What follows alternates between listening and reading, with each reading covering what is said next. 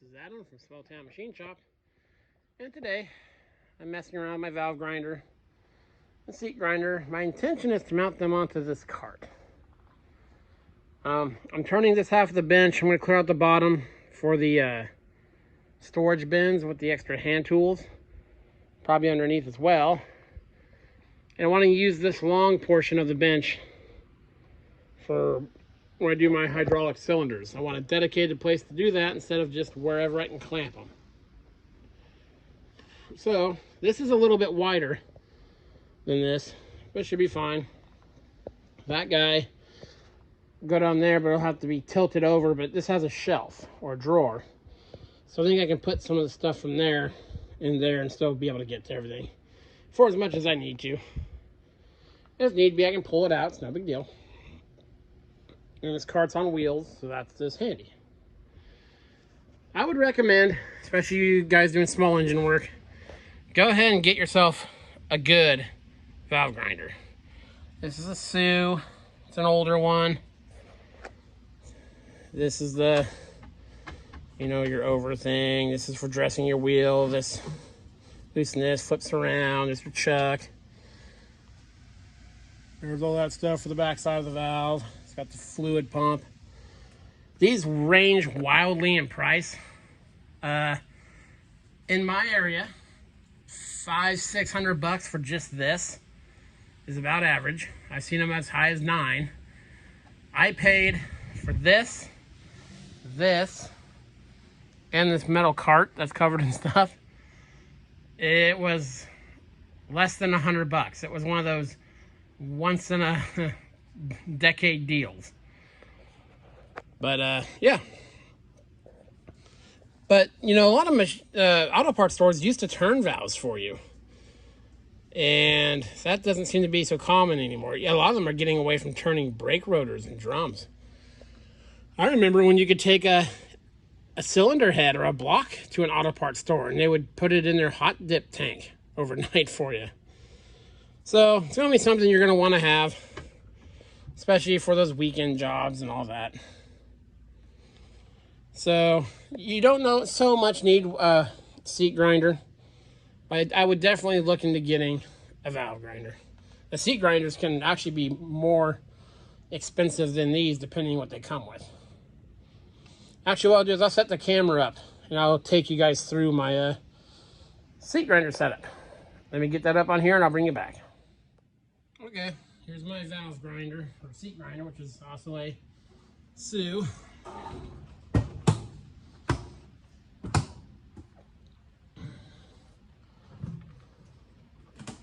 Slips up, slips down.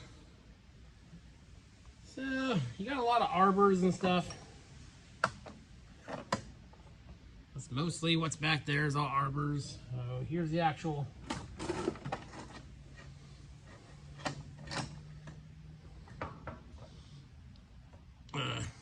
cutting power source, the power head. Let me set this off to the side.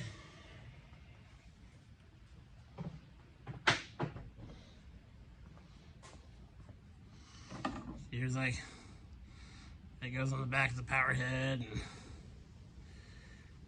And there's a stone. The various sized guides go in the stone. This is a pretty fully featured kit when I got it. There's a bunch of extra stones. A bunch of random stuff in here too the guy used. This is an extra wheel for the grinder itself.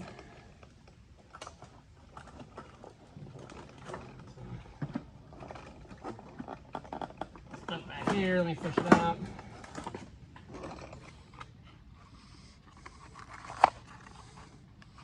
Just more cutting wheels. A lot of those I can put in a drawer.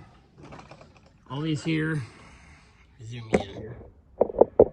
All these here are cutting stones. Back there are your guides. Here's some random stuff. Some homemade stuff for certain jobs.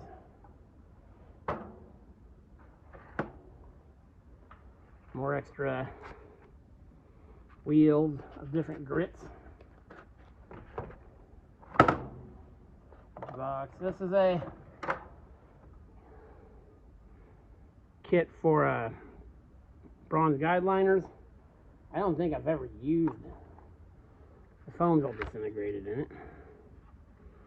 It's got a reamer, an installation tool, and all that. That needs to be cleaned up. When you buy one of these, you want to get as much random stuff as possible, because some of the stuff is kind of expensive.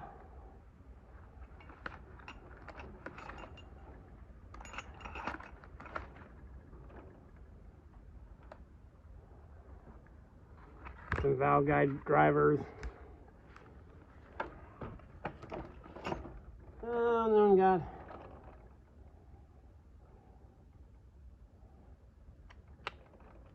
all kinds of little tools and stuff. That there's just some lapping tools, the plunger type.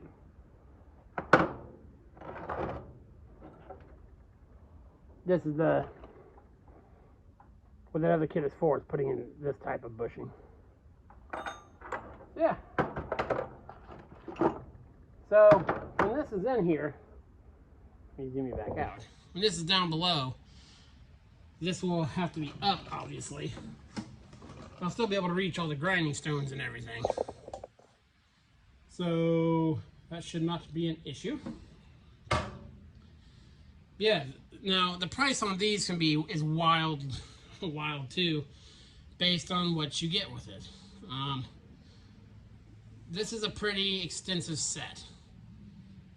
I've never needed something that wasn't in the set to do any of the heads I do. I don't do a huge amount of heads.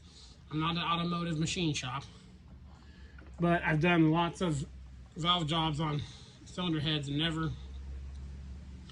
never didn't have what I needed. So, but I would get as full kitted out one as you could, obviously. But again, this unit itself with the power head can be $600, $700, $800, $900. So, and it takes some. That's a good thing about buying scrap mowers. Go to your scrap yard, and you can get old, worn out motor mowers for, you know, sometimes $3, $4, and you can practice on them, stuff like that. So yeah, very cool. So I'm gonna get this guy buttoned back up, and we'll see about getting this stuff on the cart. Okay, it's on the cart. I always forget how heavy that thing is. It's actually have much more room than I thought. I can still open this guy and fold it down. That leaves room for other things. But I did go ahead and in this shelf put the drive, the stones, the power coupling, a few extra guides, the lapping tools, the drivers. That way the common stuff is right in there. And now I'm just gonna take my stone dresser.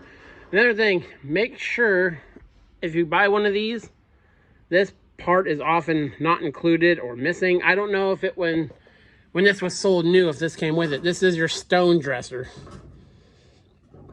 You put one of the guides in there. You put your stone, the tapered seat ones. You put your power drive on there. And then this has a graduated dial. And while it's running, you put one of your diamond nibs in there and then true it up. So I think I'm going to mount that probably right there. Yeah, we'll see. Okay, I'll get that done and we'll finish this guy up.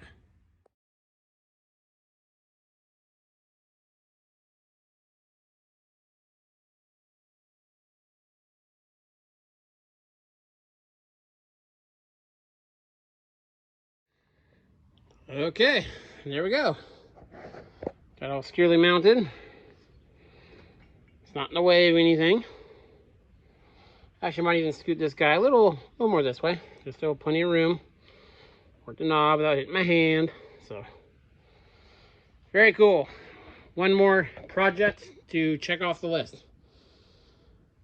The mobile valve grinding station is completed. Awesome.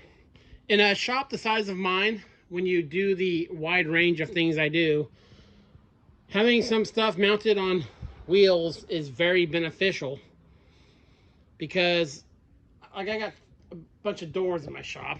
I did a door back there. I can push this in front of it, and then if I ever need to get to that door, I can just wheel this out of the way, so I can make use of space that you would normally want to keep clear. So the big bandsaw is going on wheels. The couple of the drill presses are going on wheels.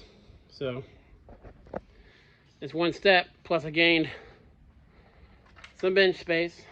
So now I can put the hammers, or the rest of the hammers, and then, yeah, get my storage down there.